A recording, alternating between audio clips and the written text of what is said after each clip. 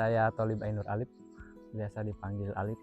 Di sini saya sebagai warga belajar Saung Waksakerta yang sedang mengembangkan tanaman sorghum.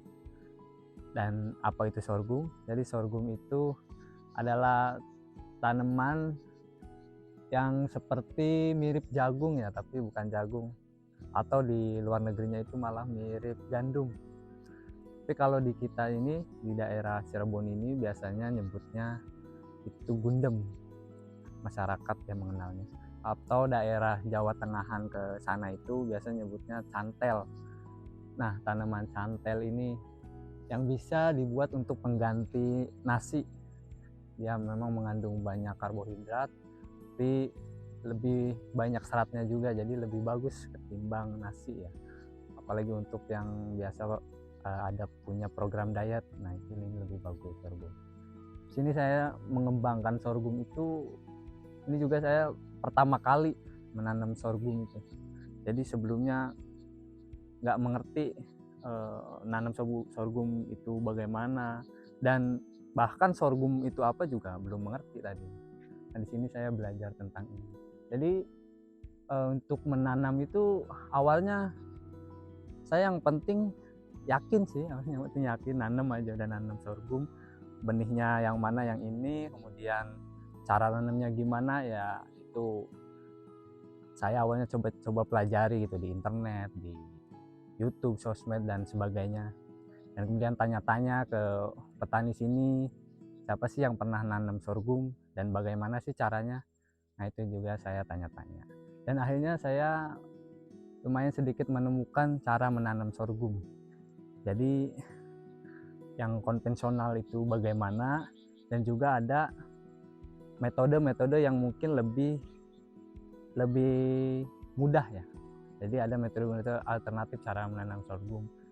Karena kan saya juga sebagai anak muda gak mungkin dong secara konvensional gitu nyangkul banyak gitu di lahan, itu kan membuat saya juga kerepotan ya, capek karena kan itu membutuhkan tenaga yang lumayan. Nah di situ juga karena udah dapet metode yang mungkin lumayan tidak menguras tenaga, jadi metodenya itu pas nyangkul tanah itu saya menggunakan metode cangkok tanah. Jadi di mana si pas menyangkul ini hanya menyangkul bagian yang mana yang akan ditanam. Itu di situ mungkin kisaran diameter 10 cm lah dari tanaman tersebut, kalau cangkur per lubang gitu kan. Kemudian diberi pupuk dan setelah itu ditutup kembali dengan tanahnya. Dan untuk benihnya itu karena pada saat itu saya nanam di posisi hujan, namun udah di posisi musim pengakhir hujan gitu, mau beralih ke musim kemarau. Jadi kalau nanam biji itu ada beberapa kendala sih. Misalkan pas musim hujan lagi gede itu takutnya si benih karena bulirnya kecil ya, takutnya tuh terbawa arus. Kemudian juga karena saya belum tahu itu tanaman sorghum itu bagaimana, kadang agak keliru atau mungkin mirip dengan rumput ya. Jadi ini sorghum apa rumput? Nah itu kemudian akhirnya benih itu disemai.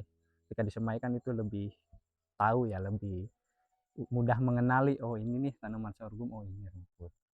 Jadi setelah si benih itu disemai, kemudian mungkin umur 1 minggu atau lebih beberapa hari, itu baru tuh ditanam ke lahan. Nah di sini juga sebelumnya ya, karena di sini memang kita pengen nanam itu secara alami, jadi menggunakan pupuk organik, pestisida organik, dan tidak ada bahan-bahan kimia yang kita gunakan di sini.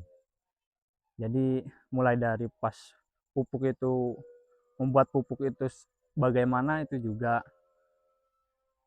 saya alami ya, dan bagaimana membuat pupuk itu mungkin nanti bisa dijelaskan lagi.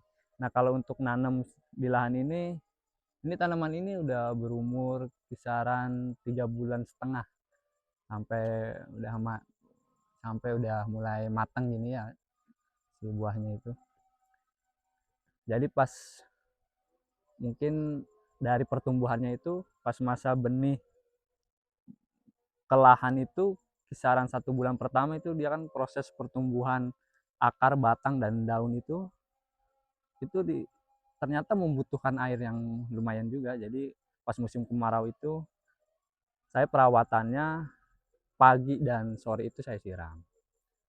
Dan penggunaan pupuk seperti pupuk nitrogen cair itu, POC cair, itu juga saya dengan penggunaan itu mungkin 3 hari sekali lah, 3 hari sekali saya menggunakan pupuk itu untuk nitrogen untuk pas tahap pembentukan akar, batang, dan daun ya di awal. Kemudian setelah lumayan tumbuh itu di bulan kedua itu saya juga masih tetap gencar dengan POC nitrogen ya. Itu juga mempercepat proses pertumbuhannya si batang dan daun, kemudian nyampe ke pembungaan. Nah, di bulan ketiga itu nanti terbentuklah itu proses pembungaan. Proses pembungaan itu juga, di proses pembungaan itu memerlukan pupuk kalium. Nah, itu juga untuk meningkatkan produktivitas pembungaan dan pembuahan itu ya. Jadi saya gunakan pupuk kalium, sama penggunaannya 3 hari sekali. Kemudian sampai ke proses pematangan biji itu, kalau itu udah fase dimana saya sebagai petani itu udah nyantai atau udah tidak terlalu sibuk mengurus tanaman ini, karena ya ini dibiarkan aja nanti bentar lagi udah matang gitu. Jadi kita bisa melakukan aktivitas yang lain. Nah, mulai dari pas bulan ke situ, jadi ya kita tinggal memikirkan caranya bagaimana panen, kemudian nanti dijual kemana, dan atau mau diolah bagaimana, itu tinggal dipikirkan setelah itu ya.